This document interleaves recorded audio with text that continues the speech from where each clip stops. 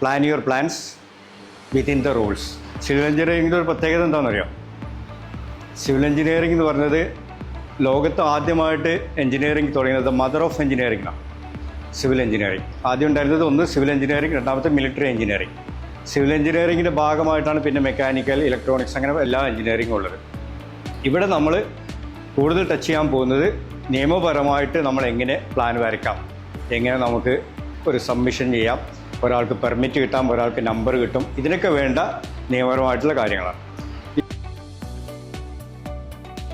അല്ല, നമ്മൾ കെ സ്മാർട്ടിൻ്റെ ഒരു സോഫ്റ്റ്വെയറിൻ്റെ ഒരു ലെയർ മാട്രിക്സ് ഉണ്ട്. നമ്മൾ വരച്ച പ്ലാനുകളെല്ലാം ഇപ്പോൾ സൈറ്റ് പ്ലാൻ ഇന്നതാണെന്ന് നമ്മൾ ആ ലെയറിനോട് പറയും. ആ ലെയർ അവിടെ കൊണ്ടുപോയിട്ട് മാച്ച് ചെയ്യും. അപ്പോൾ അത് സിസ്റ്റം റീഡ് ചെയ്യും, ഇതാണ് സൈറ്റ് പ്ലാൻ.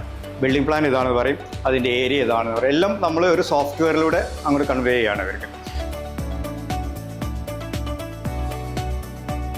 നമ്മൾ വരയ്ക്കുന്ന പ്ലാനൊന്നും അപ്രൂവ്ഡ് പ്ലാൻ അല്ല. നമ്മൾ വരച്ച് സബ്മിറ്റ് ചെയ്തു, പഞ്ചായത്തിലോ മുനിസിപ്പാലിറ്റിയോ അവർ വന്ന് വെരിഫൈ ചെയ്തു, അവർ അപ്രൂവ് ചെയ്ത ശേഷം കിട്ടുന്ന പ്ലാനാണ് approved plan. Well Fabs Academy. Learn, build, achieve.